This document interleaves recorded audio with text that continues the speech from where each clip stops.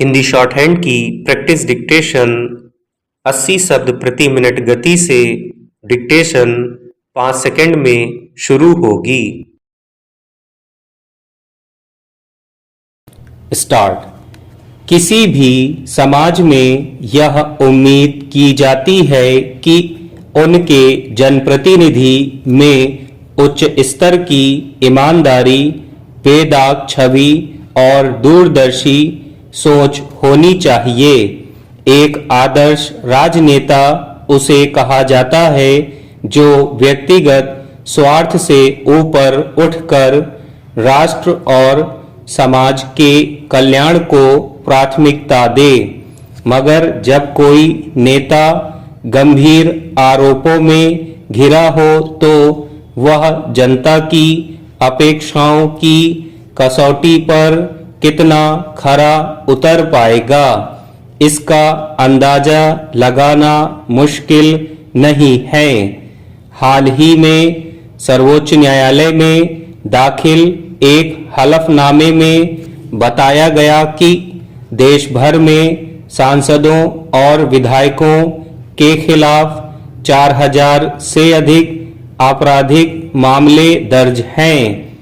इनमें 300 से ज्यादा सांसद तथा 14 मुख्यमंत्री भी शामिल हैं।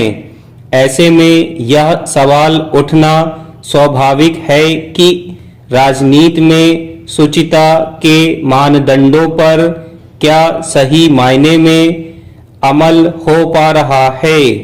साथ ही इस पर भी गंभीरता से विचार करने की जरूरत है कि राजनेताओं के लिए विशेष व्यवस्था के बावजूद उनके खिलाफ मुकदमे के निपटारे में इतना लंबा वक्त क्यों लग जाता है। देश की राजनीति में आपराधिक मामलों का सामना कर रहे नेताओं को लेकर लंबे समय से सवाल उठते रहे हैं।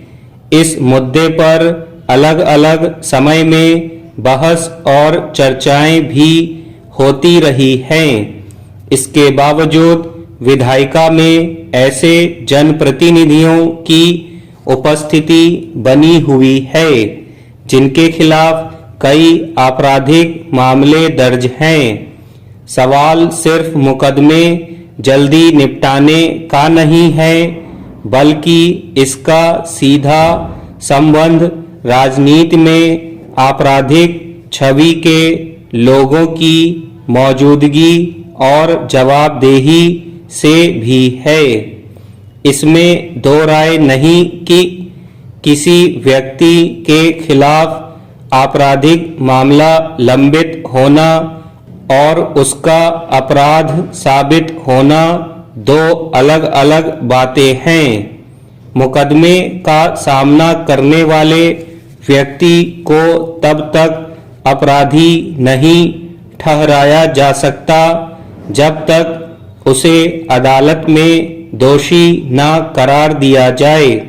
मगर सवाल यह भी है कि जो समाज अपने नेता को एक आदर्श व्यक्ति के रूप में देखता है, अगर वह गंभीर आरोपों में घिरा हो तो उसे किस तरह देखा जाएगा।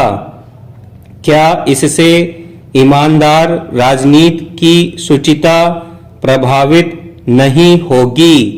नैतिकता का तकाजा तो यही है कि जब किसी जनप्रतिनिधि पर गंभीर आरोप लगे तो वह विधायी पद से खुद को अलग कर ले। लेकिन आज के समय में ऐसे उदाहरण दुर्लभ हैं। गौरतलब है कि चुनाव आयोग ने सभी राजनीतिक दलों की ओर से अपने उम्मीदवारों पर दर्ज आपराधिक मामलों की जानकारी सार्वजनिक करने की व्यवस्था लागू की है, ताकि मतदाताओं को यह निर्णय करने में आसानी हो कि उन्हें किसे अपना जनप्रतिनिधि चुनना है। स्टॉप।